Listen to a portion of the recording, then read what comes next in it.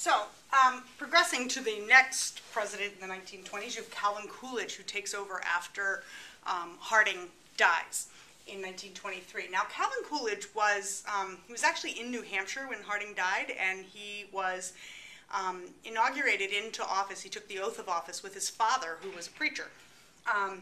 He's very moral. He's from New England. He has these, great old standing, like, Puritan values. He wasn't a Puritan, but he had those sort of conservative type values. He was very honest. He was hardworking.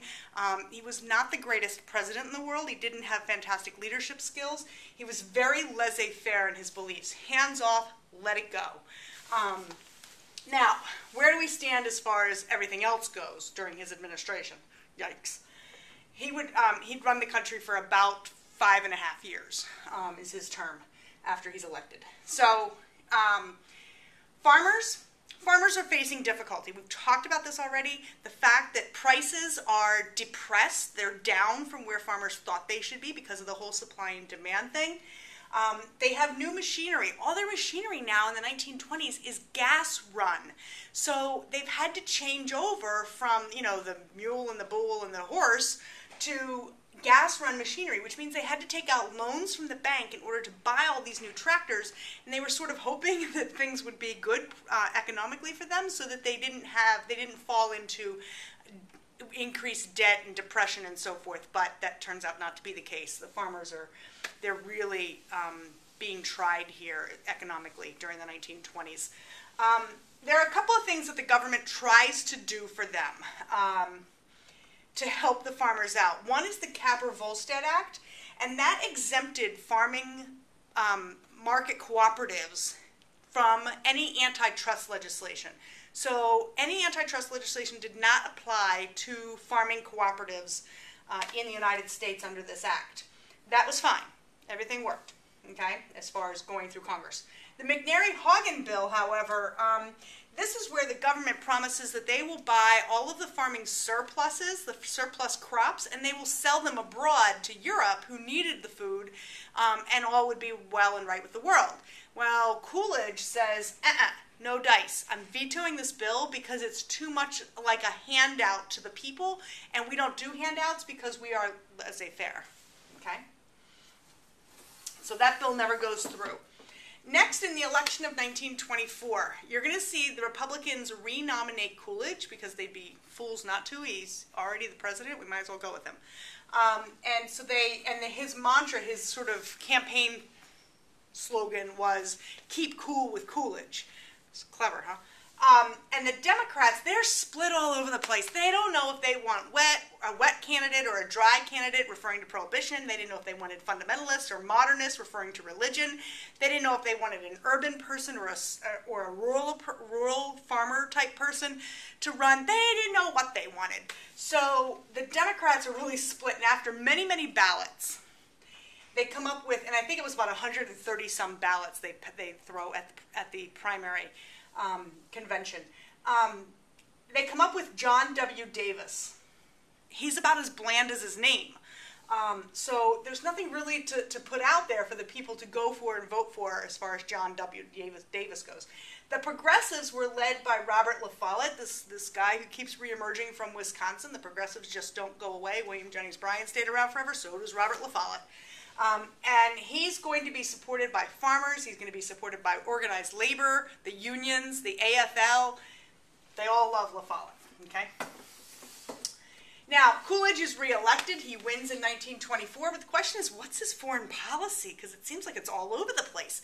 So he maintains this very isolationist view for America. He doesn't want to get involved in any entangling alliances or anything else.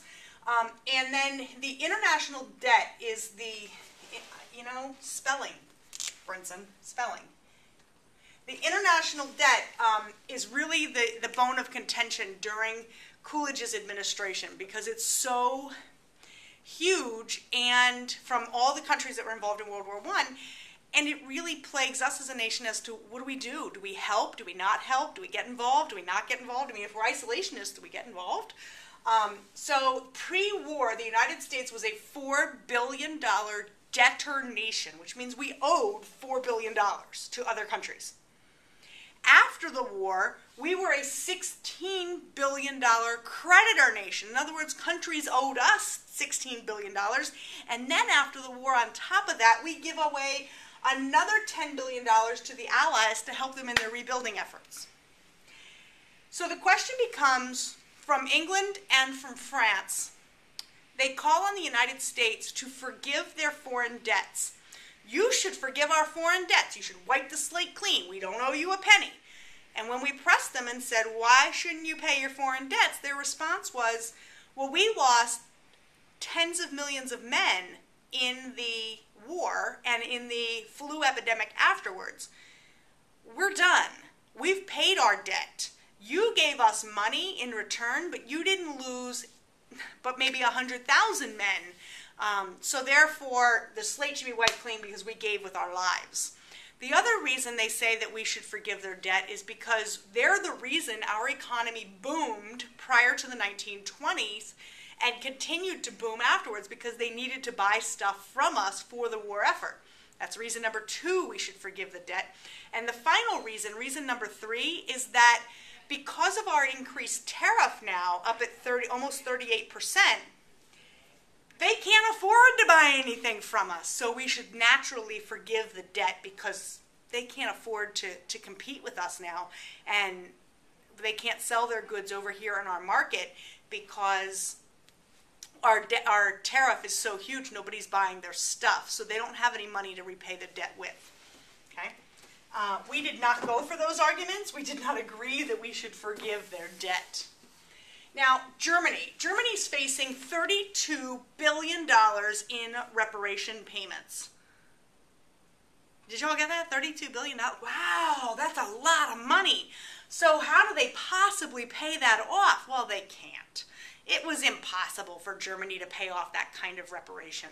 So what happens is they fall behind on their payments to England and France says, you fell behind. I guess by the conditions under the treaty, we can take over the Ruhr Valley. The Ruhr Valley was a very coal and mineral rich area, so France really thought they were getting something here, and Germany says, oh no, we don't want you to take over the Ruhr Valley. That's ours. We want to keep it. We've given enough. So there was sort of a debacle over whether or not France should take over the Ruhr Valley, and in order to keep making the payments and make up for the payments, Germany essentially took their money and put it on a photocopier and just printed all the money they wanted.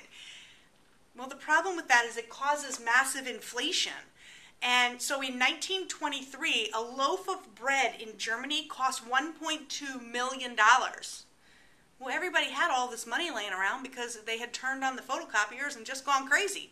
And they printed all this money, so their money was worthless. There were literally stories of people who would light their stoves in Germany, and they would set the money on fire in order to light the stove because the money was worth less than paper. So, really horrible situation as far as the economy went in Germany. They set the tone, they really set the pace for the Depression long before anybody else falls into it. In 1924, the Dawes Plan is passed. Now, Dawes was Coolidge's vice president. So he proposes a plan in 1924 that says that we're going to help the United States. We're going to lift the restrictions on lending money to Germany. So U.S. banks can take money and lend it to Germany. So the loans are given to Germany. Germany takes that money and they pay their reparations with it to the United Kingdom and France. United Kingdom and France take that same money and they're going to repay their loans to the United States government. It's a big circle, okay? Now, are these loans ever repaid? Not so much. Germany tries to repay them, but they're never quite successful. So we wind up actually paying the bill. 1928, you have another presidential election because, well, they happen every 4 years. The Republicans are going to run Herbert Hoover. Calvin Coolidge had no interest in running again. The presidency just was not his cup of tea. So Herbert Hoover's going to run. He was the, of course, Secretary of Commerce under Harding, and he was the Food Administration Director under Wilson. So he's got a little bit of political experience in administrative areas. The Democrats, they settle on Alfred E. Smith. Alfred E. Smith was a 5-time governor of New York, so he's been around the circle in New York quite a bit. He was also the first Roman Catholic to ever run for president. Okay, he does not win, obviously, because JFK is our first Catholic president, but he's the first one that runs. Okay, Hoover wins handily. Okay, and he also brings with him into Washington a very large Republican majority in Congress. So, are things going to get done Hoover's way? You bet, because his party dominates Congress. Okay. So things are going to go very well for Herbert Hoover. As far as getting legislation passed, his legacy is not so good.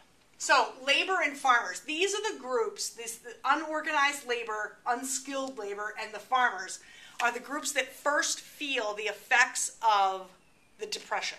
We know that already, that the farmers are first, but unorganized labor is not too far behind them because they were getting laid off like crazy. When the boys come home from war, who's the first to go? Your unskilled laborers. They're out the door, laid off. The Hawley-Smoot tariff is going to be passed in 1930. Look at the number. It's devastating. It's the highest peacetime tariff we have ever had in this country. 60%. That's huge. It's devastating to other countries in the world. And so now it's just a matter of when the Depression is going to happen. We know it's coming at this point.